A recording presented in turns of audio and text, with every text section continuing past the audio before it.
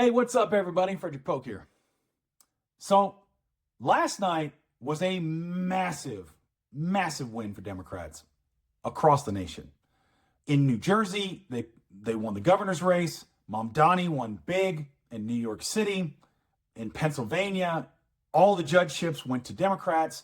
In Minnesota, they controlled the state house. But the real state to keep your eye on for what might be 2026 is going to shape up, that's Virginia. And no, it's not because Democrats need to become more moderate or reach out to MAGA. It's buried in the numbers. So let's dive into it. So while a lot of counties in Virginia didn't flip from red to blue, what did happen was there was a significant closure of the gap between Democrat and Republican. Now, those are just in the counties. At the state level, the Democrats overperformed and wiped out the Republicans. They won the governor's race with Abigail Spanberger becoming the first woman governor of Virginia. They won the lieutenant governor's race. And even with a little bit of a scandal with Jay Jones, he won his race as attorney general. But here's where the real numbers come into play.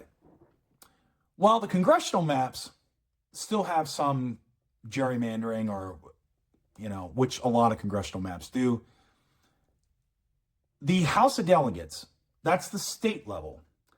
Recently, there was a law passed in Virginia that made those competitive, right? So they're not gerrymandered. It's just a straight up race. And the Democrats overperformed and picked up 13 seats out of something like 100. That's massive at the state level. And that's one thing I want everyone to remember if you take away anything from this video, right, is the state races matter, sometimes more than the congressional races, because there's a lot of things that gets decided at the state level that are really important, especially when it comes to voting, which according to our Constitution, that's where a lot of it happens, is at the state level. They provide the mechanism for not only polling places, but what resources get allocated to voting. Like, for instance, I live in Colorado, so I voted last night. I did it with a mail-in ballot. My ballot got mailed to me, and I filled it out. My sister dropped it off at a drop box. I was able to vote. And normally it's something I might not even turn out for because it was all based on school stuff. We had a school board election and we had a ballot initiative for free school lunch and breakfast for public school kids, which I voted for. That's Colorado law. So what does this mean for Virginia? Well, see, Virginia has started the process of doing something similar to what happened in California, Prop 50, which passed last night. And that is in direct response to what North Carolina did to essentially extremely gerrymander their own state and to try to nullify a Democratic governor's win. Just as California, Prop 50, was in reaction to Texas, what Virginia is doing currently right now is in reaction to North Carolina. Now, gerrymandering is not good for our politics, period. But as was proven by the House of Delegates maps, the state level maps in Virginia, when you make it competitive, Democrats and politicians for the people, they tend to win. We saw that with Mamdani in New York. And that's why the elites are terrified about this. So what does this potentially mean for, 2026? Here's what it might mean if you look at the numbers in Virginia. If this trend holds, where you have a massive turnout among Democrats, which is going to be driven in reaction to Trump and what he's doing. And while local issues are going to be very, very important, the problem is the Republicans are making local issues happen with what they're doing in the federal government. Getting rid of the subsidies for insurance absolutely affects people on a local level. We're talking about closures of health clinics.